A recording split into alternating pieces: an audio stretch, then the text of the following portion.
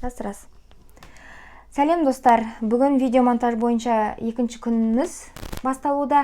Бұл күні біз анимациялық видео жасауды үйренетін боламыз. Анимациялық видео дегеніміз, мінекей көрсетіп тұрған осындай подобный видеоларды айтамыз. Яғни мен бұл видеоларды өзімнің күнделікті Instagram парақшамда сторизімді әрлеп отыру үшін, арасында әркелкілік беру үшін сала отырамын. Негізінен бұл анимациялық видеоларды жасаудың негізгі принципі, яғни ол көп фотоларды біріктіріп видео қылып жасау.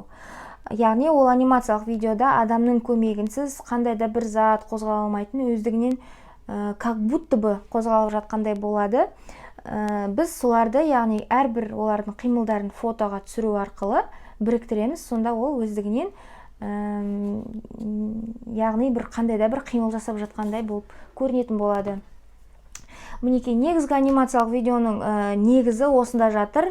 Біз көп фото жасаймыз, оның соңында сол иншот болсын, қандай да бір басқа да приложениялар болсын, солар арқылы біз оларды монтаждап біріктіріп, музыка қоясыздар, дыбыстар қойып, әртүрлі қылып анимациялық видеолар жасауға болады.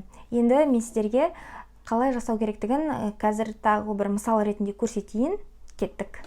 Анимацияда сол принциптарды сақтаймыз, яғни тоже бұл жерде әртүрлі пландар орындалмайды, тек қана бір планмен түсіретін боламыз. Яғни мынау телефонның рөлін атқарып тұрса, мына жерге анимацияда давайте тарелкалар өздігінен біртіндеп жиналатын болсын да, и үстіне қандай да бір зефир болсын, шоколад болсын қойып жіберетін болайық. Ол өздігінен де толып ісінген сияқты болсын. Ол үшін мынау телефонның рөлін атқарса, бізге жарық біркелкі түсу керек анимацияда, яғни әртүрлі жарық болып тұрса да анимациямыз бүлініп кетуі мүмкін. Телефонымыз міндетті түрде бір жерде тұру керек, сол жерден қозғалмауы қажет. Бір жерге тіреп қойыңыздар, штатив болса, штативке салып қыстырып қоясыздар деген сияқты. Мінекей телефонымызды қойдық, былайынан қойсаңыздар вертикально түсіресіздер, былайынан қойсаңыздар горизонтально түсіресіздер. Енді қараңыздар, телефонымызды қоямыз осылай. Фотокамераны ашып қоямыз. Камераны ашып, мына жағында мысалға басатын жері бар ғой, камераны соны кішкене бері қарай шығарып қоямыз, қолымызды басатындай қылып. Және де біздің артқы фонымыз, тарелка жақтарымыз әдемі болу керек та, ол үшін артына мен гүл қойып қояйын оны. Гүл биік болып кетеді совсем. Мен жатқызып түсірейін деп жатырмын. Значит, гүлді де жатқызып қоямын. Қанекей қараңыздар, мен осылай болады. Камераға кіріп, мен фотоға қойдым, және де камерамды сүртіп жатырмын. Так, еще раз сүртіп жіберейік. Видеоға емес, фотоға қоямыз. Объект осы жерде бізде негізгі объект мынау болу керек, және де сетканың ортасына ма, бір где-то шет жағына қарай, ортасына қарай орналастырайық. Осылай болу керек. Енді мен ол үшін мына нәрсеге тіреп қоюым керек. Алдыға қарап көрсетіп жатырмын. Жарық, және де мына жақтан түсіп тұр жарық, мінекей. Мына жаққа қарай түсіп тұр. Және де мен мына нәрсеге тіреп қоямын телефонымды бағанағы көрсеткенімдей. Енді қараңыздар, осылай тіреп қойдым, жақсылап бірінші қойып алайын. Қойып болғаннан кейін ғана барып, біз әдемілеуге кірісеміз. Так. Негізгі объект осы жерде тұратын болса, мысалға, мына жағында, мына жағында тұрсын. Камераларыңыз құлап қалмас үшін нық тұрғызып қоюды үйреніп алыңыздар, себебі барлық анимацияңыз түсіріп жатқан кезде құлап қалса, қайтадан басынан бастауға тура келетін болады барлығын. Так, мінекей. Примерно осылай қалайық, бірақ та кішкене алысырақ тарелкамыз тұратын болсын, осылай. Бер жағына да бір элемент қойып қоя салайық, әдемілік үшін. Осылай зефиріміз жиналу керек та, мысалға, пока зефирімізді басқа тарелкеге сала тұрайық, осы тарелкалар біртіндеп жиналу керек, осы бос орынға. Так, енді қараңыздар. Біз осылай тұрғанда, пустой тұрғанда бір фото жасап аламыз. Кетті. Және де тағы бір екі фото жасап алайық. Чтоб тез-тез басталып кетпес үшін, давайте тағы да бір фото жасап алайық. Все, бір тарелканы қойдық. Бір фото кетті. Екінші тарелканы қойдық. Екінші фото кетті. Үшінші тарелка фото кетті. Ешқандай да қозғамаймыз камераны, ақырын фотоға жетеміз. Төртінші тарелка. Және де бесінші тарелка. Фотоға түсірдік. Осы жерден можно тағы екі не жасап жіберуге болады, кадр. және де үстінде зефирлер жайдан жай өздігінен пайда болған сияқты болу керек. Хоп, тағы бір фото жасап жіберейік.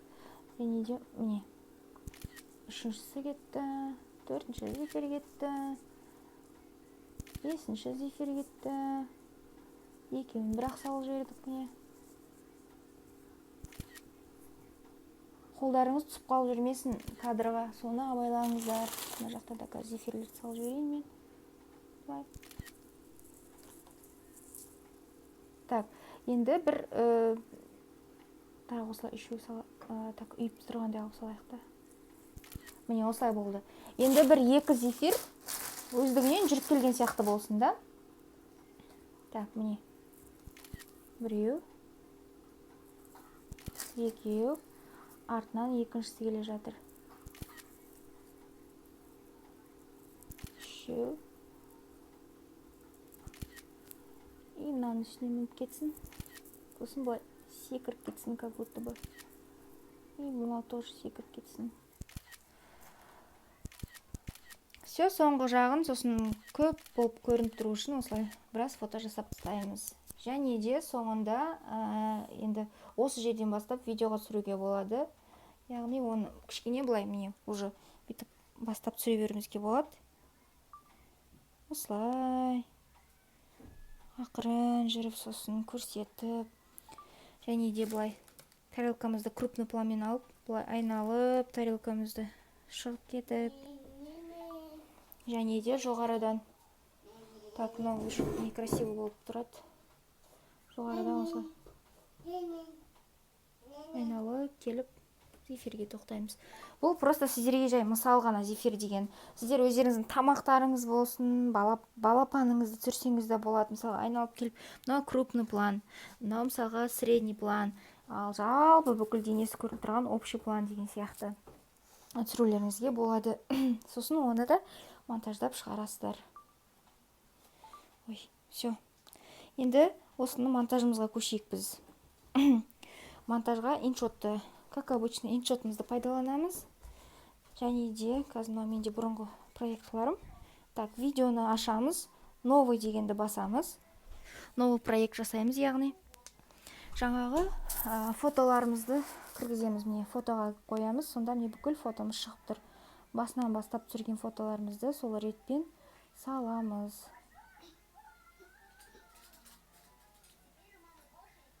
Осылай дәл осылай салып шығамыз барлығын.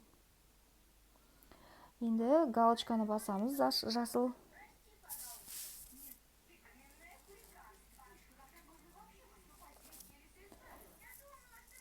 Мінекей.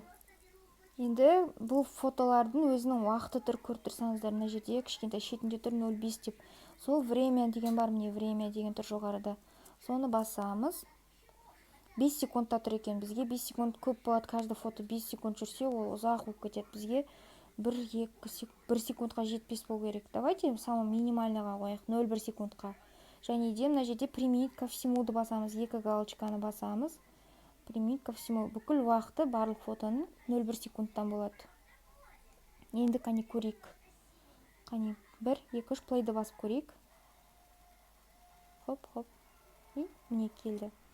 Мынау 0,1 секундымыз қатты не сияқты, тез сияқты. Давайте 0,2 секундқа қойып көрейік. Применить ко всему дейміз. Бүкіл фотомыз 0,2 секундтан жүреді. Қане. Хоп, хоп. О, міне мынау жақсы 0,2 секунд. Мінекей бізде осындай анимация пайда болды. Енді осыған музыка қосайық. Любой бір музыка қосып көрейік. Так, өзінің музыкасын таңдап жатыр. Мен ішінде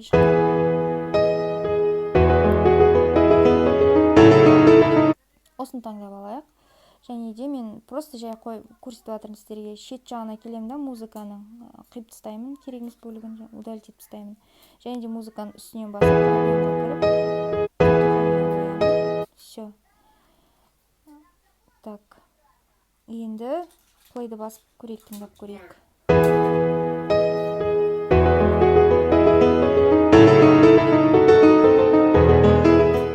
Все, осылай болды. Біздің бағанағы салған видеомыз бар ғой, кстати. Біз соны қосуымыз керек. Значит, музыканы біз жайдан жай өшіріп тастадық, жартысын. Мына жерден назад дейік. Назадты бассақ, міне музыканы, мына жерде назад деген кнопка бар. Соны бассақ, біздің бағанағы музыкаларымыз қайтадан орнына келді, міне қиғанымыз. Тағы да бір назад деу керек, сол кезде қиғаны кетіп қалады. Міне целиком болып тұр енді музыкамыз. Все, енді осы жерге бағанағы біздің видеосын түсірдік қой, енді сол видеоны қосайық. Мінекей бір кадр, екінші кадр, үшінші кадр. Так, мынау керек емес. Все. Осыларды қосамыз. Так, міне осылай ақырын келді. Осы жерден қиып тастауымызға болады. Өйткені 5 секунд деген ұзақ мықты. Разделить етеміз. Және де мынау керек емес жағын өшіріп тастаймыз видеомыздың. Және де мынау да осылай қала берсін. Одан кейін үшінші кадр, мен осылай келе жатқан кадр. Тоже осылай қала берсін, ол да әдемі. Енді бұлардың арасына өткенде сіздерге айтқан болатын ручной переход деген бар, және де автоматический монтаж арқылы қойылатын переход бар. Сол переходтарды мен мына жерде көрсетейін сіздерге. Ортасында міне көріп тұрсыздар ма, мына жерде кішкентай төртбұрышты ақ тұр. Соны бассақ, переходтар шығады. Міне переходы деп тұр. Енді мына жерде переходтар тұр. Астында көріп тұрсыздар, үстінде основной деген. Міне біріншісіне қойсақ, ол кішкене бұлыңғырланып кетеді. Екіншісінде міне былай ақырын жылжиды. Үшіншісі бар, тағы осылай кете береді. Астындағы супер дегені ол бізде платный, міне шығып тұр платныйлары. Біз основнойдан алсақ та жетеді. Мынандай стрелка алсақ, ол былай осылай стрелка бүйтіп ашылып жабылып кетеді, штор сияқты. Төбесінен де жабылатыны бар, міне. Әр түрлі переходтар бар. Екі видеоның арасындағы өтетін өткелді айтамыз. Мынау круг, міне осылай ортадан круг болып ашылады. Маған бірақ міне осы ұнады, және де осының қасындағысы ұнады. Міне біріншісіне осыны қоямын. Және де екінші ортасына, екінші видеоның одан кейінгісін қоямын. Міне осылай ақ болып кеткенді. Бұл да переходтың бір түрі. Сонда міне переход бізде былай болады. Так, бұлардың аудиосын өшіріп тастаймын. Яғни музыкасын өшіремін. Применить ко всему. Барлық видеолардың музыкаларын өшіріп тастадым. Все, енді музыкаға кіреміз да, музыканың қалған бөлігін қиып тастаймыз, керек емес жерін. Мына жерге келген кезде қиып тастаймыз, шетіне келген кезде видеомыздың мынаны өшіреміз да. Затуханияға қоямыз, яғни ақырын сөнетінге. Все, енді көрейік.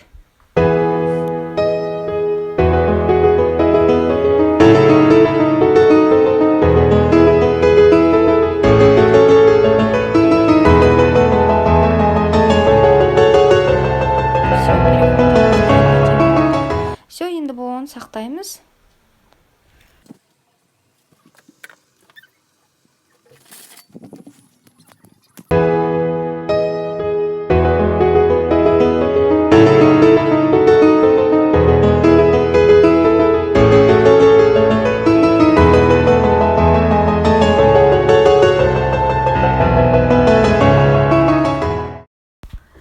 Үйге тапсырма осындай анимациялық видео жасау, яғни минимум 5 секунд тұратын, максимум 10-15 секунд тұратын анимациялық видео жасаңыздар. Және де өздеріңіздің фантазияларыңызды қосып, жақсы бір идея сіздерден күтемін. Сәттілік!